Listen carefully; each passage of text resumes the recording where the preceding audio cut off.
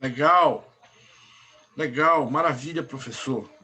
Eu, se você não sabe, o professor Walter Pinto é doutorando em História e ele durante o seu mestrado, ele se debruçou sobre este tema, não é? Este tema ligado à Revolução de 1932. É muito comum que este assunto esteja relacionado, para o senso comum, a um evento isolado acontecido no estado de São Paulo. Né? Ele marca o fim da oligarquia café com leite, porque o governador, ou então a figura pública, né, do Getúlio Vargas, ascende ao poder pelas armas, pela força, pelo golpe militar de 1930, tá certo? E uma turma incomodada com isso resolve reivindicar a Constituição e eles ficam conhecidos como, esse evento ficou conhecido como uma revolta constitucionalista, que espera tirar o governador ou o presidente da República do poder. É importante também que seja dito que Óbidos foi a única cidade fora o estado de São Paulo, apesar de haver uma mobilização também no estado do Mato Grosso, não é isso, professor? Depois o professor fala para a gente isso. Mas Óbidos é protagonista nisso, não só nisso, como também vai protagonizar uma batalha naval em território nacional, a única batalha naval que se tem notícia dentro do território nacional no século XX. E talvez da história, não sei, enfim, mas do século XX com certeza. E curioso é que isso aconteceu na Amazônia. Essa é a parte que nos cabe nesse latifúndio, que nos inclui nesse evento de visibilidade nacional, e que é importante para os paulistas, não é? E que acontece também com a participação de Óbidos, uma cidade no interior da Amazônia, né? Esta cidade tinha uma importância no final do século XIX e agora ela, nessa ocasião, o governador Magalhães Barata resolve se vingar de Óbidos. Mas e eu quero começar perguntando para o professor Walter. Professor, o que é que a literatura pode oferecer à história? No caso específico, o que o romance do Ildefonso Guimarães ofereceu à pesquisa acadêmica que o amigo empreendeu? Lembrando para você, que também é paraquedista, chegou agora por aqui, o Ildefonso Guimarães era um jornalista, uma figura obediência importante para a história, e teve o cuidado de contar essa história como um romance, né? Sem o rigor da ética acadêmica que é necessária para fazer coisas desse tipo. O professor Walter Pinto não, ele é historiador, é um sujeito preocupado com o mundo acadêmico. Então, professor, eu começo lhe perguntando como o trabalho do Ildefonso Guimarães no livro Os Dias Recurvos contribuiu para a sua pesquisa, professor, para o seu trabalho. Sim. O livro do Ildefonso Guimarães, este aqui, Os Dias Recurvos, né, foi editado pela última edição de 2002. Hoje está fora de catálogo, mas você pode encontrar na estante virtual, com certeza. É um excelente livro e eu indico muito ele, a leitura dele. Literatura, mais uma literatura com os pés na história.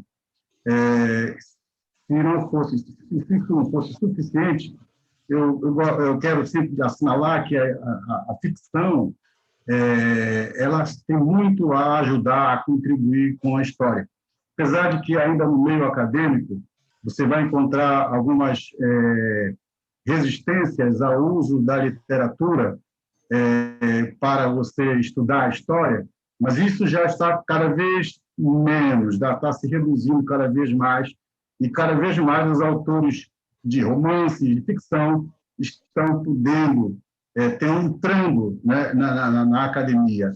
Machado de Assis, por exemplo, é impossível a gente ignorar o trabalho documental de Machado de Assis, que ele faz nos seus livros, né, ele cria um Rio de Janeiro de passagem de século, né, e o faz com uma competência extrema, né? Já se viu os historiadores que compararam documentos com a obra que ele faz, né, o valor documental da ficção do Machado de Assis. E com os demais escritores, isso também acontece, né? Há um estudioso chamado Wolfgang Iser, que diz que, mesmo quando a ficção ela parte da pura imaginação, ela sempre vai trazer uma contribuição para o estudo do real, né? Então, quando você, por exemplo, para situar um romance em determinado momento, você vai ter que recriar aquele momento, seja ele temporal, seja ele geográfico, vai ter um espaço em que as pessoas vão circular, vai ter uma conversa, um diálogo que precisa se estabelecer dentro das normas já da época. Então, essas coisas todas são como que documentos, são vestígios da história para o trabalho do historiador. Então, seria absurdo você ignorar a importância do romance, da ficção, né, para a história, né? E eu parti desse romance, né, Os Dias Recurvos, né, do Ildefonso Guimarães, que também ele ficciona, apesar dele ter conversado, ter tomado depoimento de pessoas que tomaram parte nessa história, e ele próprio ser um garoto de 13 anos de idade, que ele viu aquilo desenrolando-se na rua, né? Ele vai ficcionar os diálogos, ele vai criar diálogos. Esses diálogos que vocês vão ler, o livro é todo dialogado. Ele não viu os diálogos entre o Coronel Pompa e o Lalu, por exemplo, ou o Demócrito Noronha, ele não viu isso, mas ele recria com base no que contaram, as pessoas, os testemunhos mais próximas aos eventos contaram a ele, né? E com o poder de lógica histórica dele, ele pôde montar esse quebra-cabeça e apresentar essa belíssima obra. Mas eu diria que Os Dias Recurvos traz para mim, para a minha pesquisa, né, que eu desenvolvi durante o mestrado, uma recriação, né, da tensão psicológica, né, vivenciada pela população durante a revolta funcionalista. Aí é que a gente vai perceber como foi o nível de estresse da coisa que se deu, né, o terror, o pânico dos moradores diante de um caso, de uma guerra eventual que estava ali, né? As fugas desesperadas para o interior das famílias, sobretudo para Oriximiná, que vai ser o grande local, grande cidade que a receber as famílias em fuga dos rebeldes, né? A cidade entrega aos rebeldes, havia a possibilidade de troca de tiro, de bala, de canhão, então muitas pessoas vão pegar seus barcos e vão para Oriximiná. Havia também um pânico nas ruas, né, que faz essa tensão psicológica, né, através do recrutamento forçado. O recrutamento forçado ele acontece em vários momentos e chega a atingir mais de 100 pessoas que são recrutadas na rua, né, mas não só na rua, há também aqueles que vão entrar espontaneamente para a tropa rebelde, né? E esse medo, esse pavor de um novo bombardeamento, né, como ocorrido em 1924, né? Isso tudo vai sendo recriado pelo Ildefonso Guimarães, ele fala dessas coisas. Então, o medo dos próprios rebeldes, quando eles estão indo para o confronto, né, para essa aventura que o Pompa os leva. Então, há esse lado psicológico que é recriado com muita maestria pelo Ildefonso. Outra coisa também é a recriação do cotidiano da sociedade obidense, né? A cidade Óbidos é uma cidade militarizada até então, né? Ela foi criada por esse objetivo, levando em consideração a sua localização ali naquela parte mais estreita do Rio Amazonas. Então, aquilo favorece a instalação dos quartéis, do quartel, do forte, da Fortaleza Gurjão, em cima da Serra da Escama. Então, você tem uma cidade militarizada. E há um cotidiano da sociedade com esse ambiente militarizado que é dado pela presença de muitos militares no seio da sociedade. A sociedade ela se forma ali no próprio ambiente do quartel. E o quartel, através dos seus toques de clarim, de corneta, eles praticamente indicavam o dia a dia da cidade. A alvorada, por exemplo, do quartel era como que uma acordada da cidade. E aí todos os toques. A cidade era, então, vivia em função desses sinais que vinham do quartel, né? Então, a circulação dos próprios soldados, há inúmeras brigas que eu encontro no relato dos rebeldes e do Delfonso Guimarães. Ele fala muito, brigas entre civis e militares ali no mercado de Óbidos, né? Há o abuso da autoridade, né? Os militares se colocando como autoridades, né? E o forte ganhando importância nesse contexto como uma formação de jovens, né? Então, é um local para onde convergem os jovens de vários lugares do Baixo Amazonas, né? Unidade militar, e lá eles entram, como diz o Delfonso Guimarães, caboclos rudes, e saem pessoas aptas para a vida em sociedade, né? Eles saem polidos, o Exército dá um polimento para eles através de cursos que os militares fazem. Então, há essa importância que ele recria dessa cidade militarizada, né? Ele relata muito bem esse fato. E a outra questão é a recriação do ambiente socioeconômico e cultural também de Óbidos, que o Delfonso faz muito bem. Por exemplo, Óbidos é uma cidade que tem uma fama de moradores de colocar apelido nas pessoas. E isso, o Inglês de Souza já aborda essa questão. Há uma facilidade de colocar apelido nas pessoas que demonstra uma cultura, né, especial nesse sentido.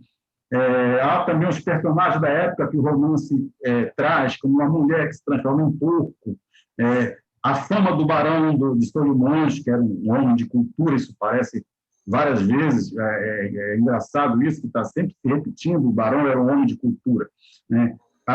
O trabalho da parteira ali, Pelelé, que morava do outro lado, né? E aí diz-se que era tão pequeno aquele trecho ali do rio, né? Que se você era tão curto, e se você gritasse da cidade o nome da Pelelé, ela ouviria do outro lado do Amazonas, atravessaria e já saberia que tinha um parto a fazer, né? Então, a presença judaica em Óbidos muito grande, com seu cemitério próprio, né? As festas dançantes são recriadas no romance, animadas pela orquestra do Antonino Pé de Arpão, né? O Antonico Pé de Arpão. Então, esses momentos de tensão também, porque os militares e os civis estão disputando as meninas do baile. Então, essa recriação é perfeita em Delfonso Guimarães. Os conflitos civis e militares nestes bailes pelas damas mostram muito o clima de tensão, né, e o clima também cultural, festivo dessa cidade de Óbidos. Legal, bacana. Esse é um momento importante dos anos 20 e 30, né? Óbidos como uma metrópole importante da região amazônica, né? É uma das regiões mais importantes da Amazônia. O Baixo Amazonas ainda se ressente de mais estudos históricos, professor, na sua avaliação? Por que isso ocorre, hein? Me dê aí a sua opinião. Olha, de modo geral, a Amazônia ela está sendo agora estudada com mais intensidade do que foi durante muito tempo. A academia esteve muito voltada para outros estudos, para a história geral, para a história política do país durante muito tempo. E a história regional, a história local, que se conecta com a história nacional, ela ficou ali como esquecida. Belém, por exemplo, onde existe uma universidade há muito tempo, ela, agora que realmente os estudos estão começando a trabalhar, a analisar, a estudar essas questões da cidade, né, da região amazônica, né? Então, Óbidos se situa dentro desse universo ainda não tão abordado, mas já começa a surgir alguma coisa. Eu, por exemplo, participei de um livro que vai sair brevemente pela Universidade Federal do Oeste do Pará, que conta a história do Baixo Amazonas. São histórias feitas, pesquisadas por estudiosos, por historiadores, sobre o Baixo Amazonas. Você vai ver várias regiões ali presentes, né? Então, o Óbidos, eu vou estar falando da questão da Revolução Constitucionalista de Óbidos, assim como o professor Márcio vai falar do padre que fundou, né, a Oriximiná. Então, são vários articulistas. Então, o que está acontecendo hoje é que os programas de pós-graduação foram criados não para valorizar o que já se havia estudado fora, né, sobre São Paulo, sobre o Rio. Não, vamos fazer um programa de pós-graduação, vamos estudar a nossa região, né, porque se nós estamos daqui não o fizermos, ninguém vai fazer. Então, seria hoje, é impossível um estudante de história submeter um projeto, por exemplo, para estudar o Egito, né? Qualquer coisa sobre o Egito, vamos supor, ou uma tese sobre um acontecimento no Rio de Janeiro. Não, isso está desvinculado do objetivo da pós-graduação da UFPA, por exemplo, da UEPA também,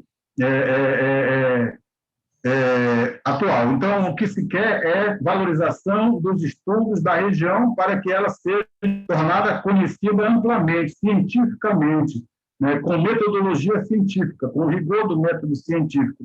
É isso que a gente está fazendo. Então, eu acho que isso vai acontecer paulatinamente. A UFOP é muito nova, está começando agora, mas os estudantes da pós-graduação vai enveredar por este caminho, certamente, e vão surgir muitos estudos sobre isso.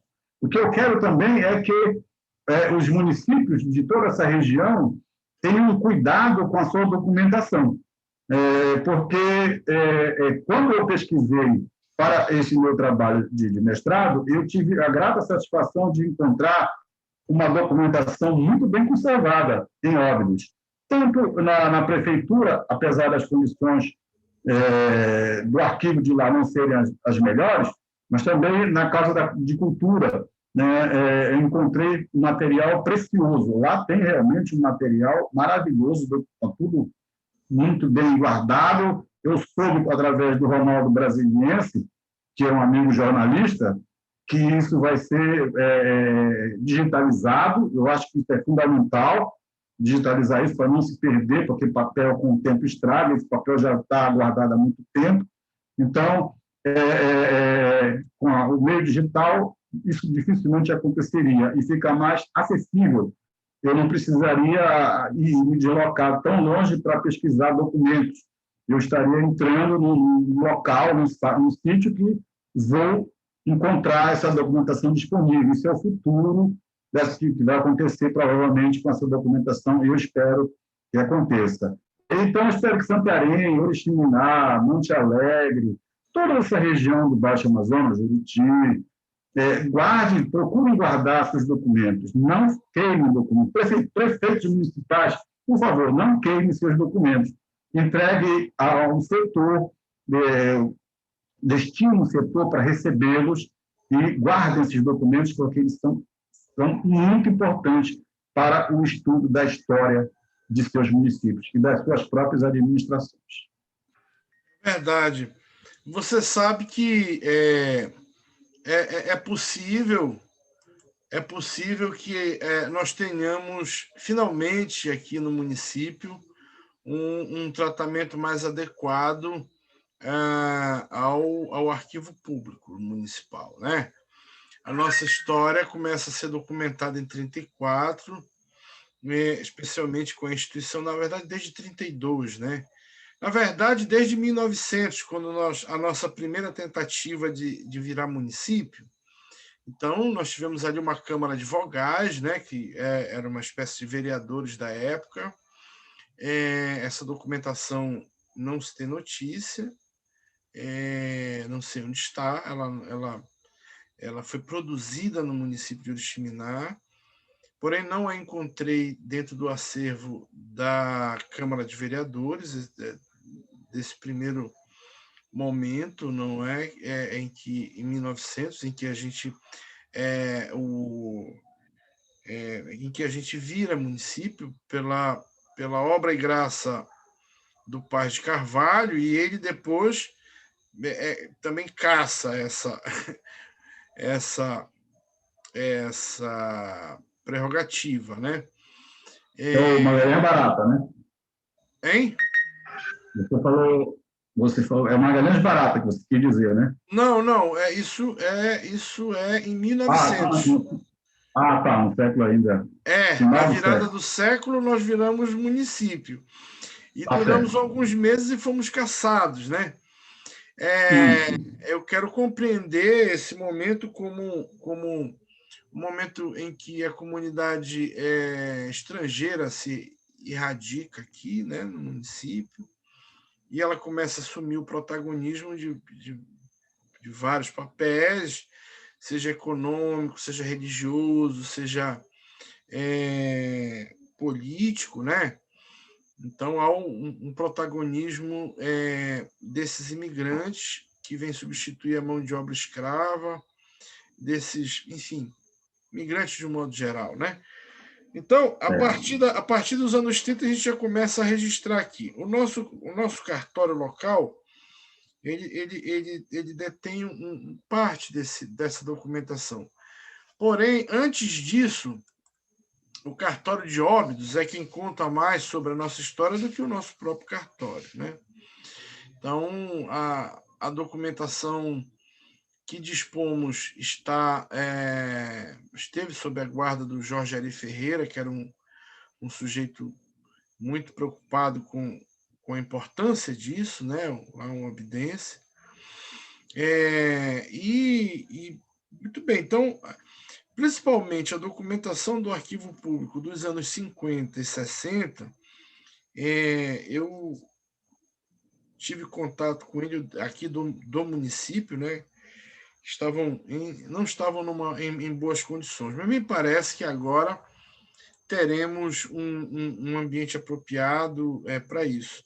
Eu fico feliz que a gente consiga dialogar com isso, porque tem um certo mito, né? Somente com relação à criação de museu, né, professor? As pessoas entendem, o senso comum entende o museu como um depósito de curiosidade, né? Então, tudo que é curioso junta lá naquele lugar, né? Então, pega um prédio antigo da cidade, coloca tudo quanto é tralha lá e as pessoas vão descobrindo, garimpando o que era o que, né? Ao invés da gente construir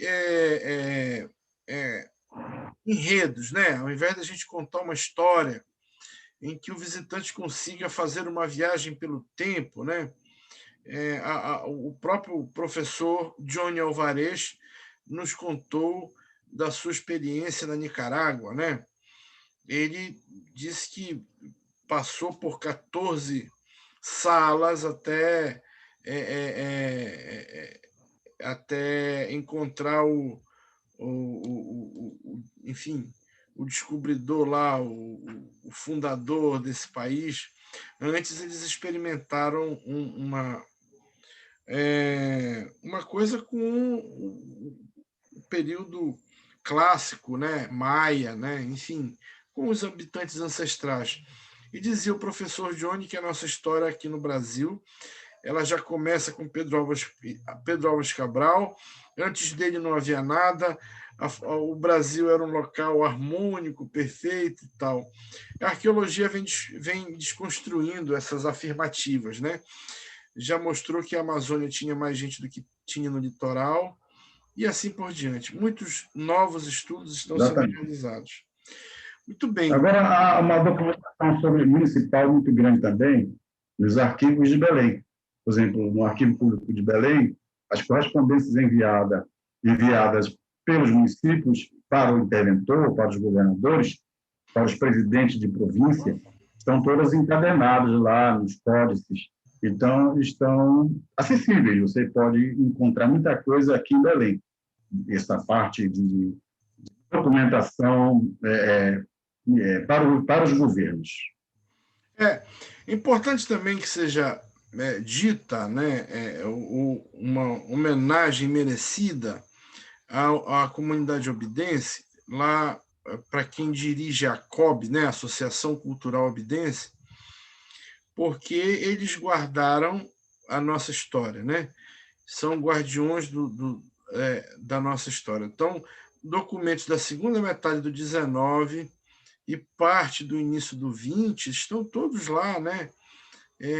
Isso, poxa, é uma coisa que me deixa muito feliz.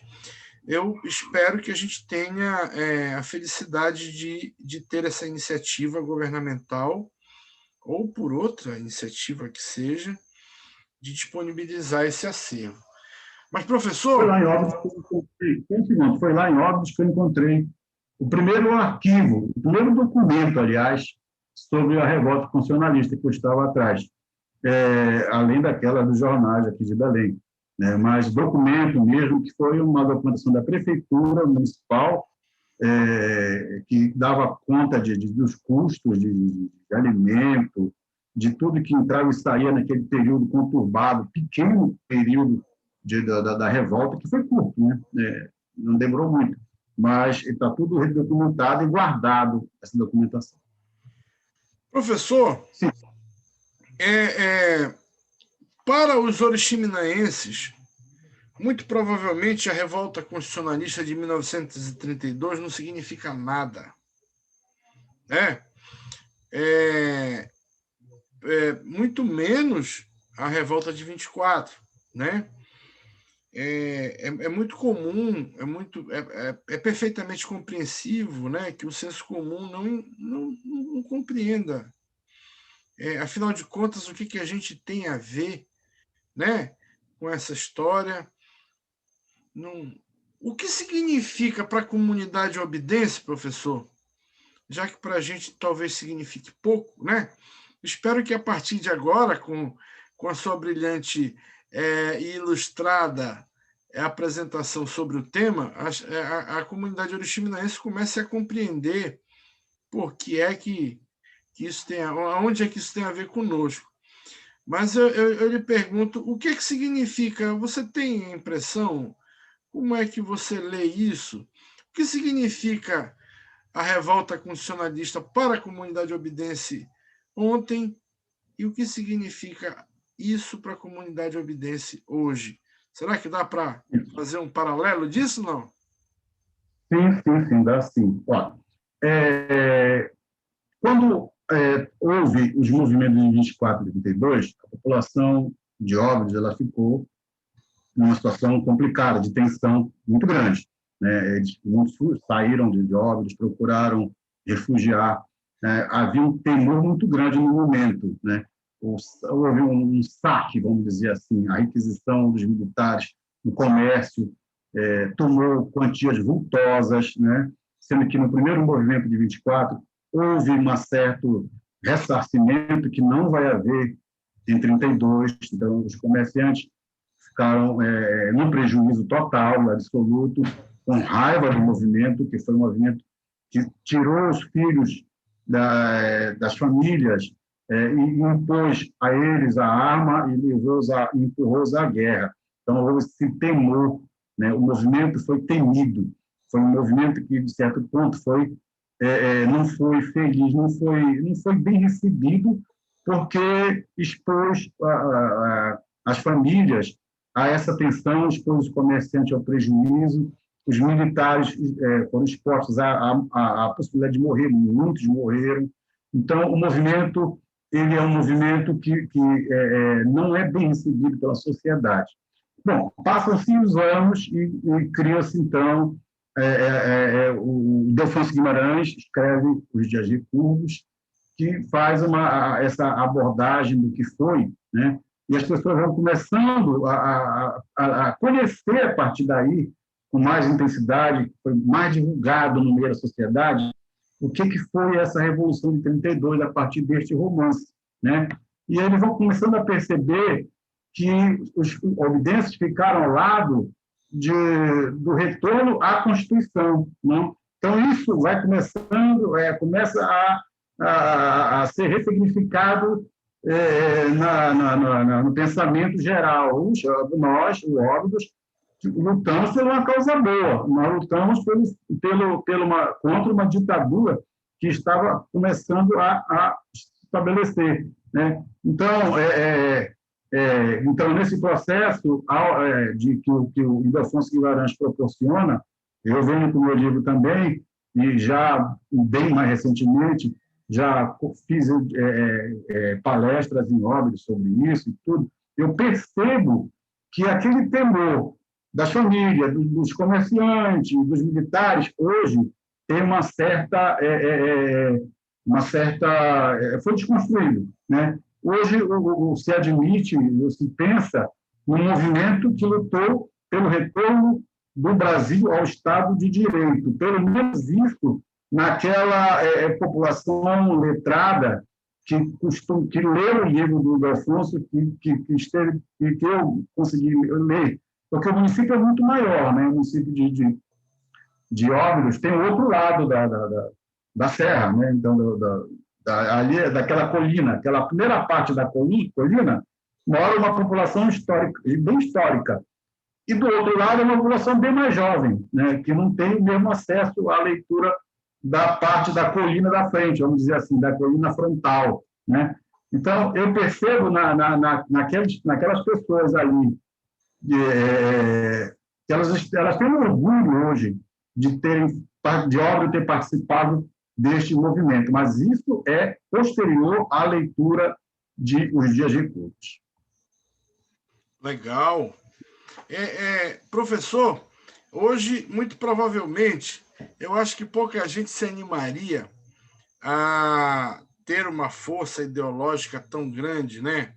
A ponto de deliberadamente ser convocado por um ideário ou ser, enfim, capturado por uma ideia, a ponto de pegar em armas, embarcar numa bajara, não é? Numa embarcação e sair, diz, olha, vamos tomar Juruti.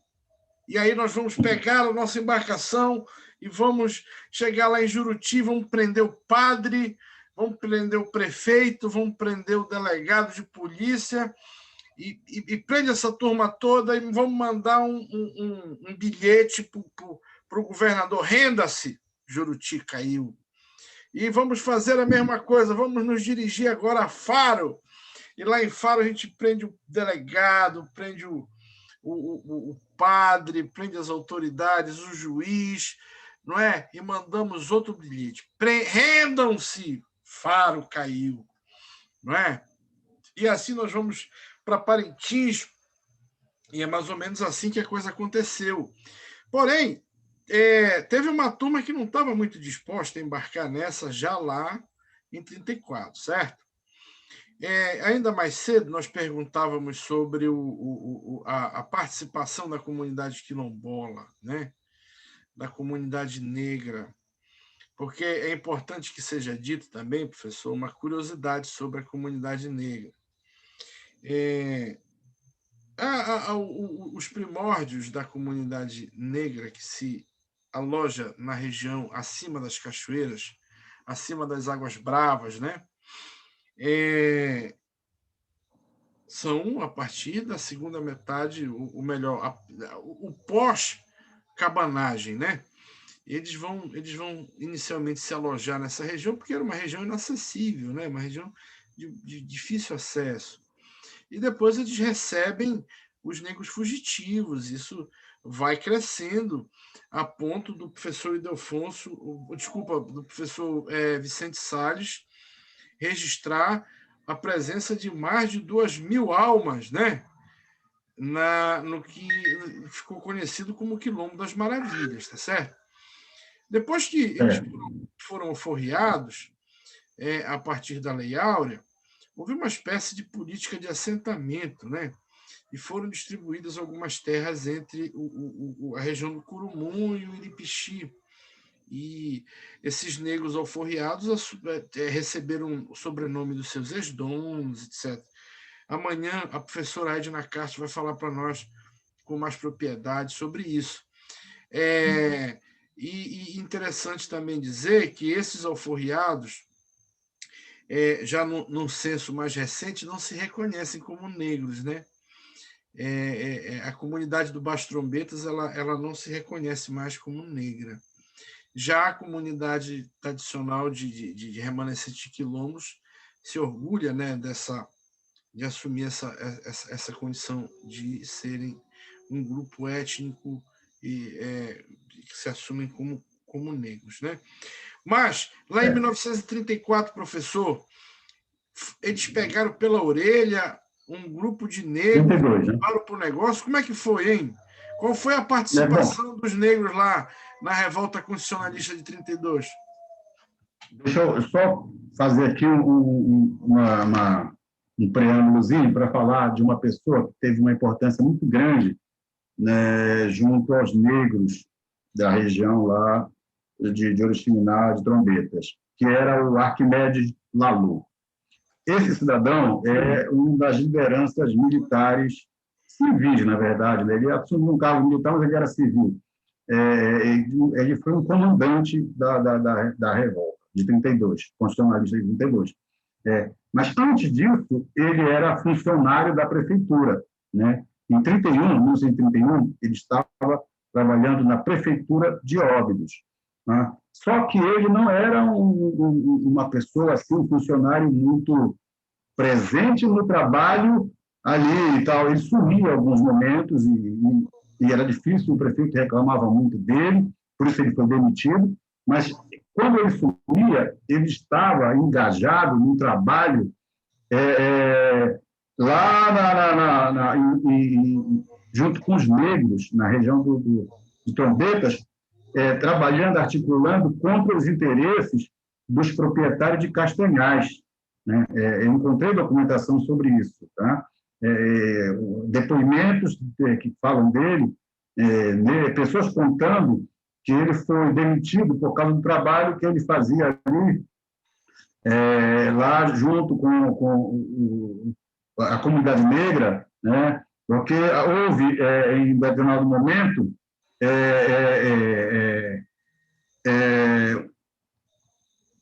bom, é melhor eu ler um relato do que conta o próprio prefeito, para a gente saber. O senhor Arquimedes Lalu pouco se preocupava com as suas obrigações. A maior preocupação dele é incitar o pessoal do Trombeta contra os proprietários arrendatários de castanhais, com o que deu grande prejuízo a estes e grandes trabalhos das autoridades para conter aquele pessoal a quem eles, proprietários das autoridades, procuravam amparar e defender os interesses, mas não podiam deixar de reprovar os maus atos. Quando da minha estadia ali, em dezembro de 31, para a reunião dos prefeitos, recebi um telegrama do Dr. Demócrito, queixando-se contra o senhor Arquimedes Lalu, que havia levantado o pessoal para invadir castanhais alheios. Telegrafei ao delegado de polícia pedindo providências necessárias. Este foi ao Trombetas e verificou a veracidade da denúncia, tendo aconselhado os invasores a se retirarem dos lugares que era de propriedade de particulares, deixando tudo em ordem. Aí, então, o prefeito Inácio Freire vai demitir o Lalu, tá? Então, o Lalu, ele era um militante político. Ele foi para lá, para o Trombeta, articular o movimento negro, invadir terras que, na verdade, os negros que estavam ali, essas terras tinham sido tomadas pelos proprietários, então ele estava lutando contra uma injustiça que estava acontecendo. Bom, em 32, quando houve é informado que o sargento Almir Ruiz vai para Oriximiná, trazer lanchas, embarcações pequenas. Ele pede, então, para que ele traga os negros do Trombetas para a revolta. Então, ele vai para lá e volta com 20 negros, né? 20 negros que deveriam sim, ficar sobre a responsabilidade, sobre o comando do Lalô. Né?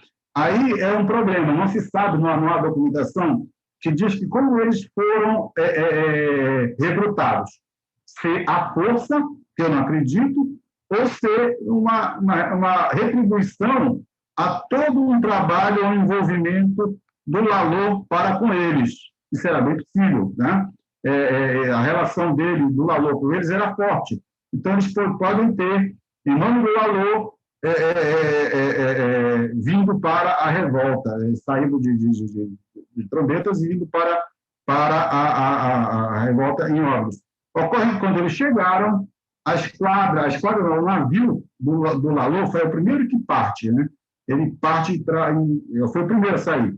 Então, eles pegam o navio e eles ficam, então, em umas cabanas que é feito de improvisadamente ali embaixo, né, na Serra da Escama, e depois eles são chamados para participar do trabalho de energizar a defesa do Jão lá em cima, que é uma eletrificação, uma defesa eletrificada que se faz da região contra a invasão inimiga, né?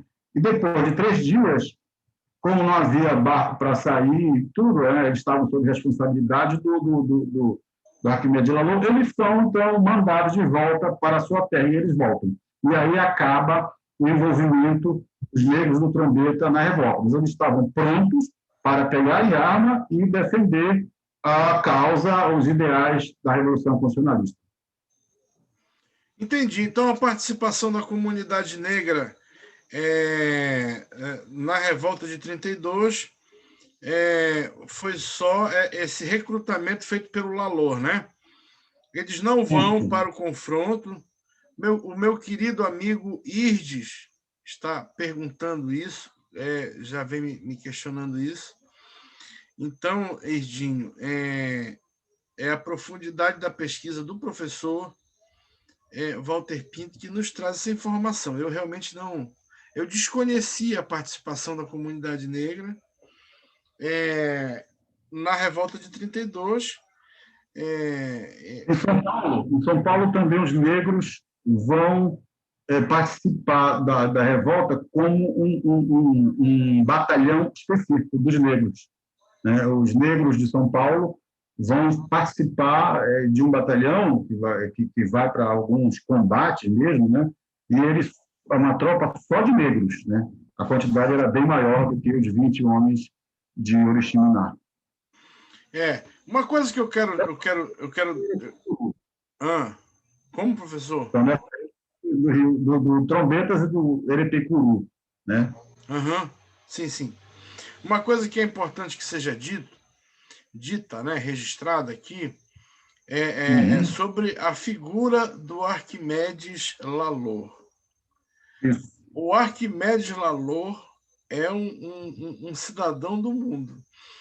Professor, nos fale um pouco mais sobre a biografia do Lalor. Meu querido amigo Carlinhos Dias, Edir Pontes, a Iana Clara, que estão conosco, o Gabriel, né, a professora Marialda, enfim, o professor João Felipe, que também está com a gente, muito obrigado. Estão me mandando aqui algumas perguntas que eu acho que são bem interessantes, mas eu queria registrar, talvez seja um personagem desconhecido do nosso senso comum, mas o Arquimedes Lalor é uma figura tamanhamente interessante do ponto de vista bibliográfico, né? Biográfico, né?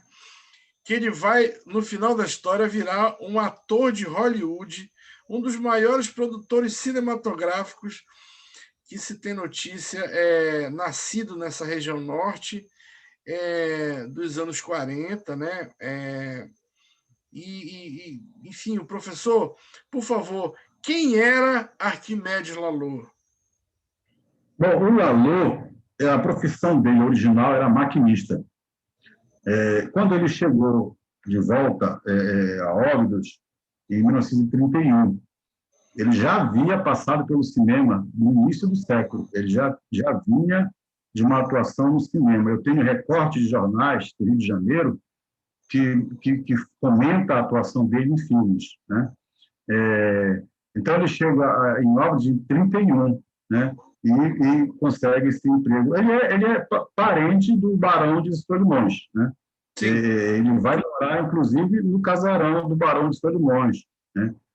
Então, quando a Revolução Constitucionalista chega, ele tinha sido demitido da prefeitura, né? E aí sim, ele é o que o Barata chama de político decaído, que na verdade nem político ele era um funcionário, né? Ele nunca chegou até então a exercer um cargo na política, né? Então ele aproveita o momento para acertar as contas com Inácio Freire, com o prefeito, e através disso com o Magalhães Barata, que era o governador principal. Então, ele assume o comando militar, né? Ele veste a roupa militar, né? E ele vai comandando mesmo o navio, a esquadra. É praticamente dele o comando da esquadra. Ele era o cabeça pensante do movimento descendo o rio, né? Passando pelas cidades, né, fazendo requisições, mudando o prefeito, nomeando pessoas para os lugares, né, descendo aí, ou entrando no Amazonas. Isso acontece em Parintins, requisitando coisas como um telégrafo que ele instala no barco. Ele é um personagem muito rico. Ele tem essa questão da militância dele também, junto aos negros, né? Ele é um personagem riquíssimo, que ainda está a merecer estudos mais profundos, né? Sugiro a quem quiser fazer um estudo acadêmico lá na UFOPA, né, que o faça sobre a personalidade do Arquimedes Lalor, né? Parte dos documentos que eu já deixei aí em Óbidos, né, está digitalizado, aos livros todos, aos documentos que falam dele, né? Então, há essa questão maravilhosa do cinema. Por exemplo, a impressão que eu tive é que o Delfonso Guimarães não acreditou nessa história do cinema, de que ele era um artista de cinema, porque ele fala com algum desdém. Então, mas, na verdade, ele realmente foi um artista de cinema, né? Ele, quando acontece a prisão dos rebeldes, a mulher dele vai ao Abel Sherman, vai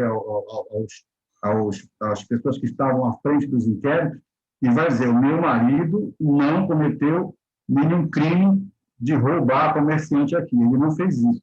Eu não tenho nada na minha casa que foi trazido de qualquer lugar, de qualquer comércio, né? Meu marido é um homem honesto, tudo que ele fez foi por ideal, é um discurso, né?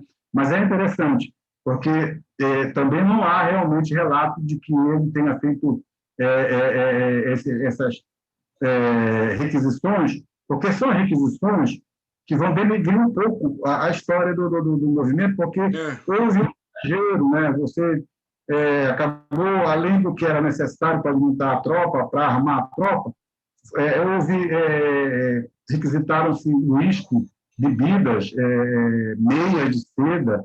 Então, tudo trouxe um descrédito do movimento que vai ser utilizado pelo Magalhães Barata para dizer que os rebeldes não passavam de cangaceiros, né? Então, o Lalor, ele coordenou as funções que ele recebeu para as missões que ele tinha que executar. Por exemplo, ele reuniu com os comerciantes e disse: nós precisamos de de dinheiro, nós vamos precisar de dinheiro, vocês vão ter que nos abastecer de algum... Aí ele fez lá uma relação de quanto precisava, os comerciantes assinaram, esse dinheiro foi passado, esse dinheiro serviu para manter a tropa indo para Manaus. Então, foi tudo... E ele passa uma parte do dinheiro, quando ele já está lá em Itacoatiara, para o Arquimedes, para o Demócrito Noronha, que era o outro civil. Ele não fica com dinheiro que era da revolta, né? Ele é um personagem muito interessante. Cabe aprofundar os estudos sobre ele. Legal. Eu estou recebendo algumas perguntas aqui. Olha, deixa eu fazer uma observação aqui. A pergunta aqui, na visão eu imagino que seja do professor Walter Pinto, qual o fato mais importante para a emancipação política de Oriximiná, 24 ou 32? Aí, meu amigo, você perdeu o sorteio do Corsa, tá? Que foi semana passada. O professor Walter Pinto nos fez uma brilhante apresentação sobre os fatos que levam à emancipação política de Oriximiná. E ele nos disse, me corrija se eu estiver errado, professor, que a briga começou em 24 e terminou em 32, beleza? Então é o seguinte, mano, assiste o episódio anterior, né, em que você vai ficar por dentro da conjuntura política que aconteceu em 24, por que isso aconteceu, a história é longa, e você precisa manjar esse intervalo aí para entender o que isso tem a ver com o Oriximiná, beleza? Então, nós vamos seguindo aqui, professor. Me chama a atenção, quero registrar também, a figura do Arthur Vigílio Maia. Não, era do Arthur Maia, não, como é que chama? Álvaro Botelho Maia. Eu confundi o nome. Governador do Amazonas. O governador do Amazonas. Só para resumir para os meus queridos amigos aqui que estão conosco nessa jornada, tá? A Revolução Constitucionalista de 32, ela é uma revolta armada em que um grupo capitaneado por um sujeito chamado Demógenes Pompa, inclusive esse Antenógenes Pompa. Antenógenes. Antenógenes. Você vai mostrar o nome dele? Antenógenes, gravado de várias formas, mas o que consta mesmo, oficialmente, é que o nome dele é Antenógenes Pompa de Oliveira. Olha só, quem sabe precisa ser o parente, professor. É Oliveira também. Ou no mínimo um cristão novo. O querido Antenógenes Pompa é um caixeiro viajante. O professor já nos contou isso, né? No episódio anterior. Ele está comprometido com a causa constitucionalista, ele é contra a ascensão do governo Vargas dos anos 30, ele vem para Óbidos, fomenta a coisa toda, tem a figura do Souza Brasil, que foi um militar que foi vitorioso na revolta de 24, certo? Quando foi em 1930 que o Vargas ascende ao poder, ele foi penalizado. Como pena, ele é mandado de volta para Óbidos.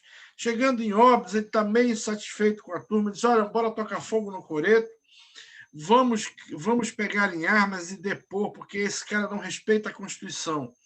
E aí, quando souberam que ele estava visitando todo mundo, mandaram ele de volta para o Rio de Janeiro. Tá certo?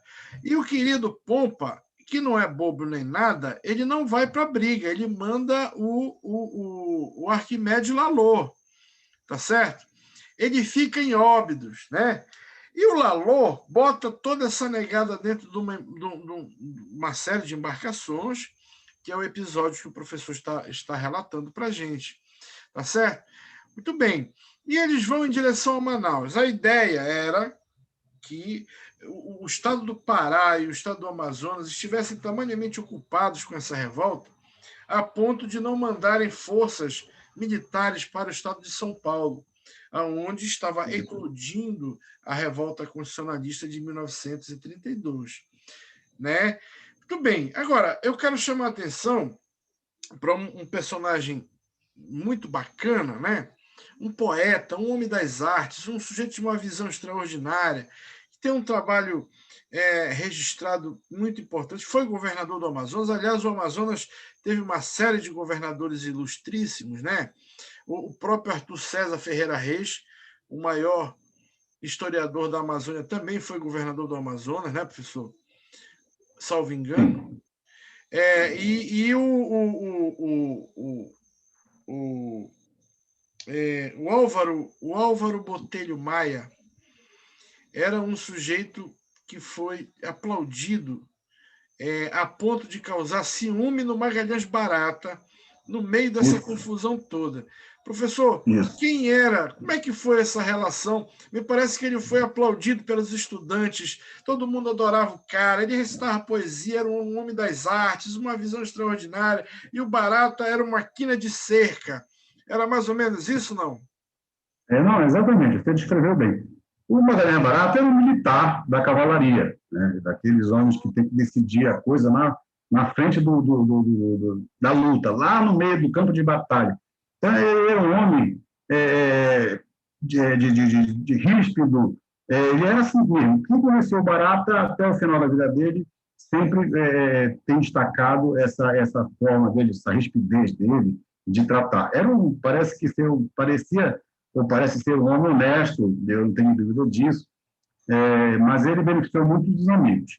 Fora isso, quando ele chega, ele era um tenente, um jovem tenente ainda. Quando ele assume o governo do Estado, ele era um tenente, que depois vai virar major, rapidamente, por sinal. Mas ele era um homem que não era do diálogo, ele não era uma figura que gostava de parlamentar, né? Então, ele vai usar essa forma de ser dele, vai estar presente na forma de como ele governa o Estado do Pará, né? Então, os estudantes, quando acontece a Revolução de 30, os estudantes ficam ao lado do Barata, né? Os estudantes ficam ao lado do Vargas, porque eles percebem que é uma mudança de era, é uma nova era que se aproxima, né? A antiga república, né? A primeira república, né? Chega ao final, e essa primeira república é identificada com os cacaueiros, com essa oligarquia paulista que mandava no Brasil. Os vaqueiros e os leiteiros, né? Cacaueiros, vaqueiros e leiteiros. A política do café com leite que dominou a política nacional, né? A economia também nacional. Então, quando acontece isso, né? Os estudantes vão perceber o momento, os secundaristas, sobretudo, e vão ficar muito felizes porque acham que é uma era de liberdade que se começa, né? Então, eles vão começar a querer acabar, por exemplo, no Colégio Paz de Carvalho, que não era Paz de Carvalho então, né, foi mudado o nome já nessa ocasião aí, para Ginásio Paraense. O Barata trocou o nome do Magalhães, de Ginásio Paz de Carvalho para Ginásio Paraense, para que a imagem fosse dissociada da Primeira República, porque o Paz de Carvalho era o nome da Primeira República.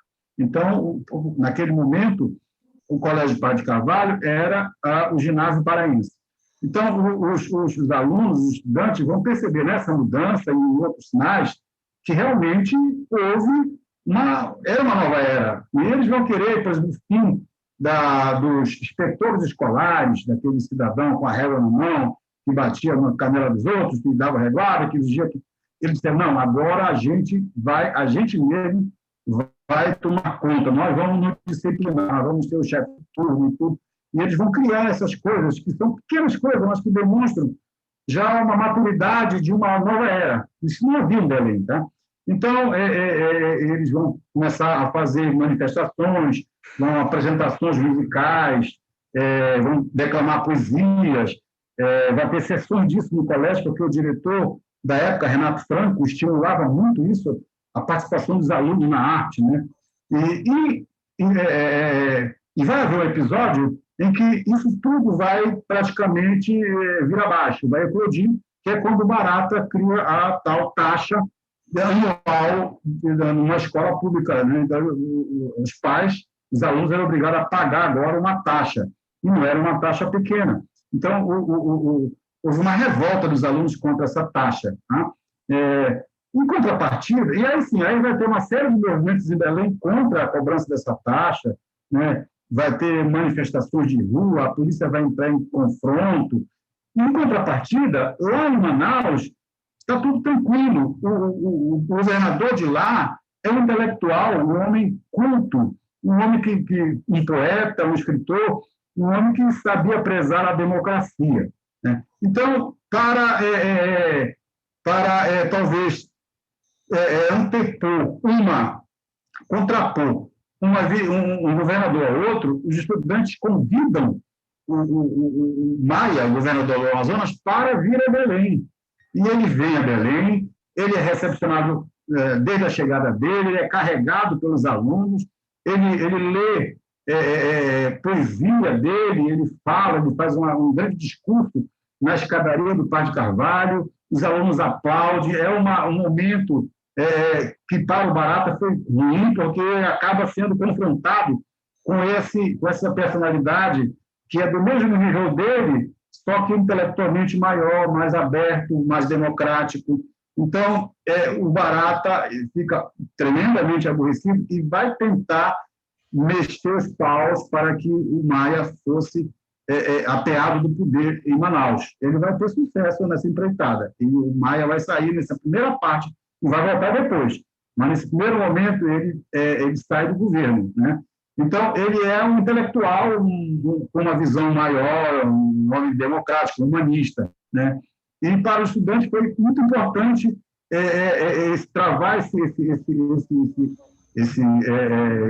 conhecimento dele, trazer ele para cá, porque ele vai estabelecer também uma cooperação entre as escolas. Vão alunos do Padre Carvalho, que não era Padre Carvalho, do ginásio, parece, para Manaus, e vem aluno de Manaus para cá, há um intercâmbio que ele facilita. Então, tudo isso foi ruim para o Barata não gostou e tentou, então, apear do poder lá do governo, o Maia. Entendi. Muito bem. Já vamos caminhar para o final, né? Não sei se o amigo professor... Bom, acho que a gente já argumentou sobre várias questões, né? Lembrando sempre que o professor Walter Pinto publicou um livro. Este livro tem uma importância extraordinária, né? Porque eu não conheço nada relacionado ao evento no Baixo Amazonas, ao evento de Óbidos, que não seja o trabalho acadêmico do professor Walter Pinto, ou que seja o romance histórico do Ildefonso Guimarães, do jornalista Ildefonso Guimarães. Mas existe ainda, só para complementar, existem 2 livros que tratam disso de uma forma assim, eles tocam no assunto, que é o livro do Creso Coimbra, que é a História da República. Eu creio que esse é o nome. Ele fala da Revolução Constitucionalista, assim, toca de passagem. E há o livro do José Ribeiro, que foi proibido de circular pelo Barata na época. Ele foi escrito logo depois da revolta, né? E ele entra no índice do IHGT por ser uma obra considerada não verdadeira. Mas esse livro ele acabou circulando, né?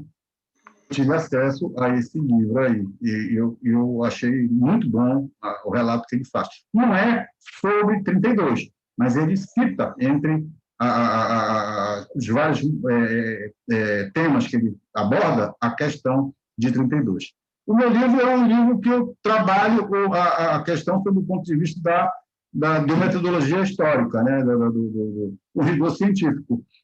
Mas você pode encontrar esses livros ainda Eu não sei se o livro do José Ribeiro está na estante virtual, mas o livro do Creso Coimbra você vai encontrar. Basta botar lá na estante virtual Creso Coimbra que você acaba encontrando o livro dele sobre a história do Pará. Agora, puxando a sardinha para debaixo da minha brasa, este seminário é parte do meu trabalho de conclusão de curso, né? No curso de Tecnologia em Rede de Computadores. E eu estou tratando sobre web educação, né?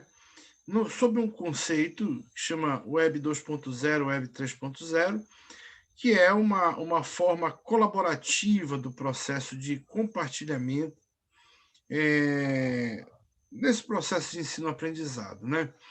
Professor, o resultado da pesquisa acadêmica, o resultado da investigação histórica, o resultado de quem se debruça sobre a investigação, ainda é a melhor alternativa à publicação do livro? Talvez o livro, sim. Por outra, eu pergunto, seria essa a melhor maneira de alcançar o grande público? Como é que o senhor enxerga isso? Porque é uma pergunta que me faço. Eu gostaria muito que mais dos oriximineenses conhecessem mais sobre a sua história. Porém, nunca ninguém reuniu isso que nós estamos tratando neste seminário num lugar só, né? Para que ele possa ser consumido respeitando a curva de aprendizado de quem quer que seja. O nosso debate é cheio de, como diria o famoso historiador Peninha, né? É cheio de simplificações, né? E de pormenorizações e de generalizações. Se você quiser saber mais, vai ler, né? Mas no geral, a coisa era assim mesmo, né? Ele diz isso. Mas, assim, você acha que... como é que nós fazemos para levar ao conhecimento do grande público o trabalho do pesquisador? Quando eu acho, quando eu digo que é importante publicar, pode ser publicar no meio impresso ou no meio virtual, né? O que for mais acessível para o autor. Eu acho o seguinte, quando você produz um estudo acadêmico, um estudo aprofundado, ou até um estudo memorialístico, que são importantíssimos também, né? Você deve sempre publicar em qualquer dessas plataformas. Porque o que acontece hoje é que você tem na universidade um monte de trabalhos acadêmicos importantes, interessantes, mas que eles acabam engavetados. Eles estão feitos para a obtenção de um título acadêmico. E aquilo não fica engavetado, fica na estante da universidade. Hoje, você pode ter acesso, inclusive, a essas teses, porque existe lá, hoje você já entrega para o programa de pós-graduação que você cursa uma cópia digital. Então, aquilo ali vai ficar disponível nos sites, no site dos programas, né, de pós-graduação. Você pode, de onde você estiver, eu quero consultar uma pesquisa tal, feita na Universidade X. E essa universidade, como uma universidade mais aberta, ela não vai criar um problema com senha para você entrar, ela vai abrir a possibilidade de você fazer essa pesquisa direta. Você, claro, quando for usar essas referências, você vai ter que seguir as normas da BNT. Então,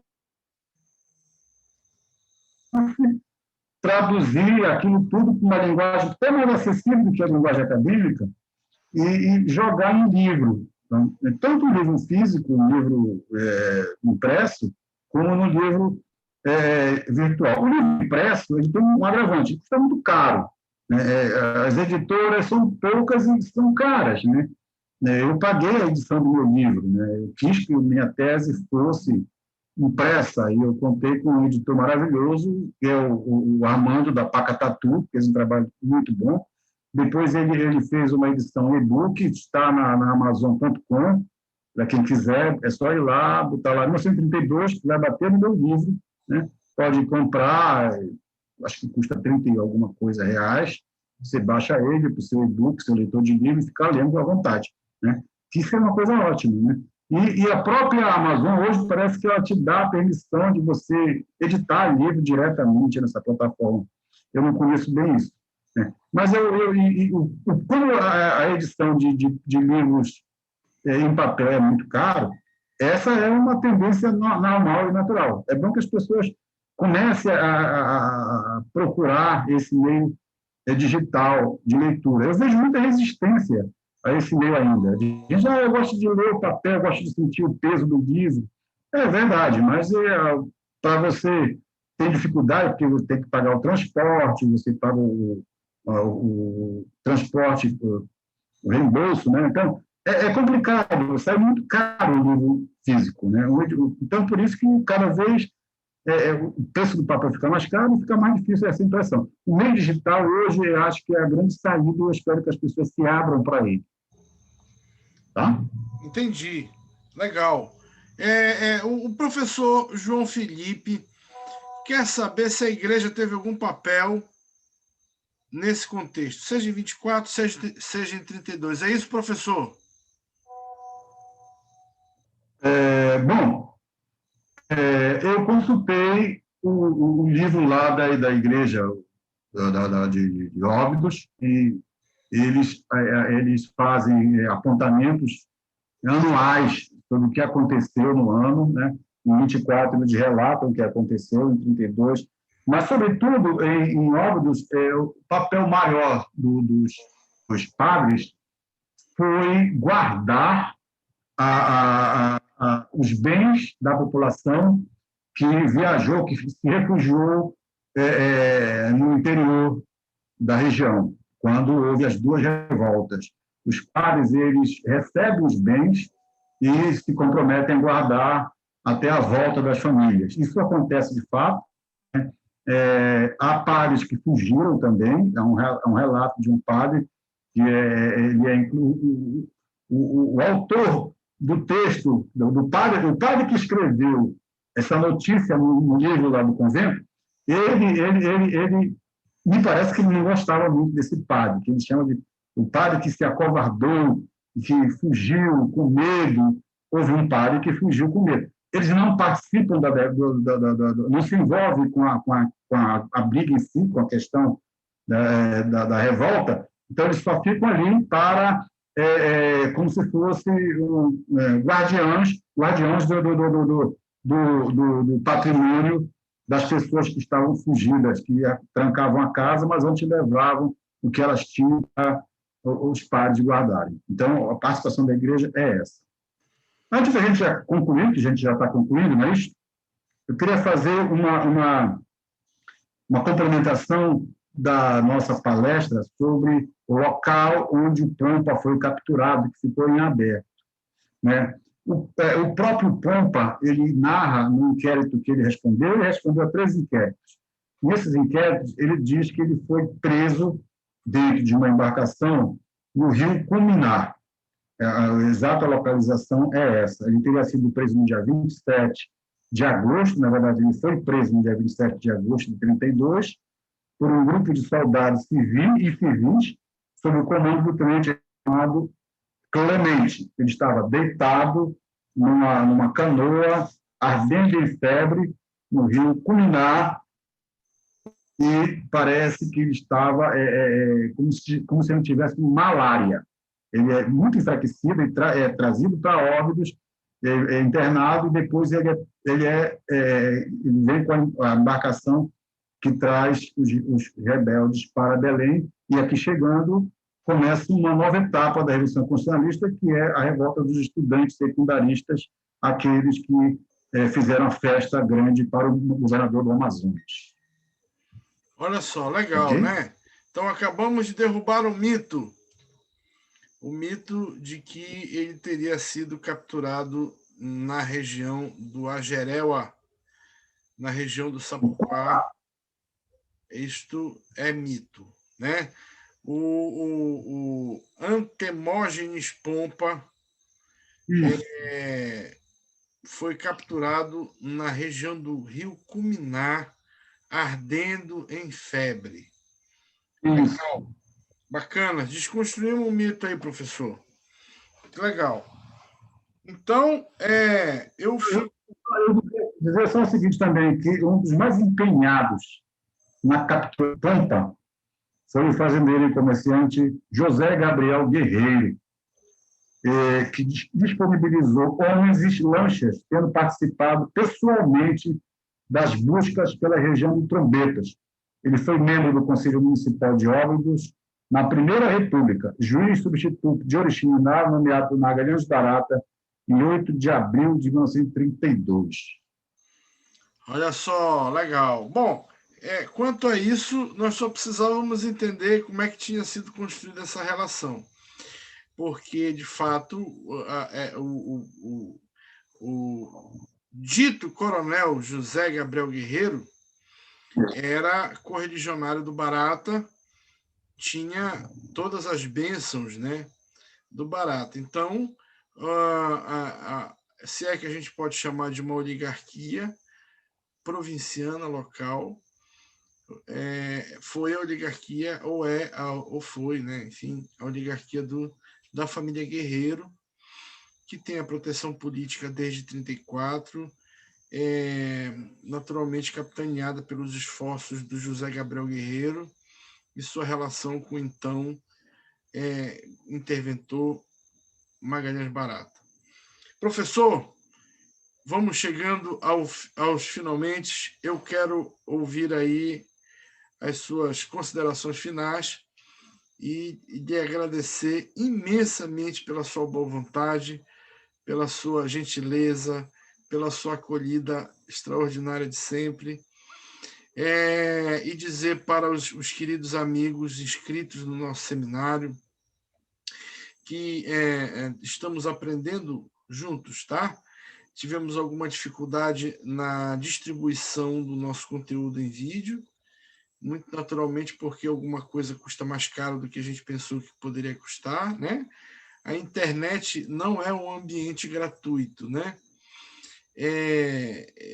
Tudo se paga na internet. Então, a gente está reunindo esse acervo para que você possa encontrá-lo lá na nossa plataforma EAD, e lá você contabiliza o tempo de consumo do nosso conteúdo, tá certo? Para que você, ao final, receba automaticamente o seu certificado com a chancela do IESP, do Instituto Esperança de Ensino Superior, ao qual eu faço parte, né? E é isso. Muito obrigado, professor. Eu quero lhe ouvir, eu quero ouvir as suas considerações finais. Eu quero agradecer imensamente a oportunidade de falar sobre essa minha pesquisa, né, sobre esse tema que eu desenvolvi durante o mestrado, e tomar todo esse aprendizado meu aprendizado, para disponibilizar a vocês, o pessoal de Oriximiná, as pessoas interessadas em saber a história, né? É um evento pequeno, um evento isolado, mas faz parte, e é uma parte importante dessa história. Então, a montagem, a coordenação, a realização deste evento aqui, ele é importantíssimo, né? É um evento duro, difícil de fazer, você está falando com Belém, está falando com vários lugares ao mesmo tempo, né? Ali, toda semana, trazendo opiniões, trazendo um saber acadêmico, disponibilizando isso, né? Saindo do fato comum, do senso comum, mas trazendo um trabalho que foi feito de forma acadêmica, com rigor científico. Então, esse evento foi muito importante. Eu sou muito grato ao Milton por me dar essa possibilidade de manter esse contato com todos vocês. Muito obrigado. Eu agradeço imensamente. A minha querida Cristiana quer contribuir com a gente? Tem uma pergunta do Gabriel. Ele gostaria de saber a respeito do cemitério e da Praça da Saudade. Se tem algum documento oficial com a data de inauguração. O Gabriel, professor, é um pesquisador do Amazonas, e ele tem uma pesquisa muito bacana, né? ele está investigando sobre as praças das saudades, né? E ele descobriu que existem 51 praças da saudade em todo o Brasil, salvo engano, né, Gabriel? E que dessas, alguns municípios nessa região norte, Oriximiná é uma delas, Manaus e uma outra cidade, enfim, que ele me mencionou, também fica em frente a um cemitério. Esse é um aspecto que elas têm em comum, né? E a nossa Praça da Saudade é um ponto de referência, porque é um mirante, é um patrimônio do lugar, né? E também é um marco embrionário do município, porque este cemitério, conforme nós conhecemos hoje, ele é próximo de onde era o cemitério dos Penacotó, a comunidade indígena ancestral que dá origem ao lugar onde estamos, né? Onde o padre Nicolino se instalou e tal. Então, nos anos 30, houve a construção de algumas edificações públicas bem antigas da cidade, a praça é uma delas.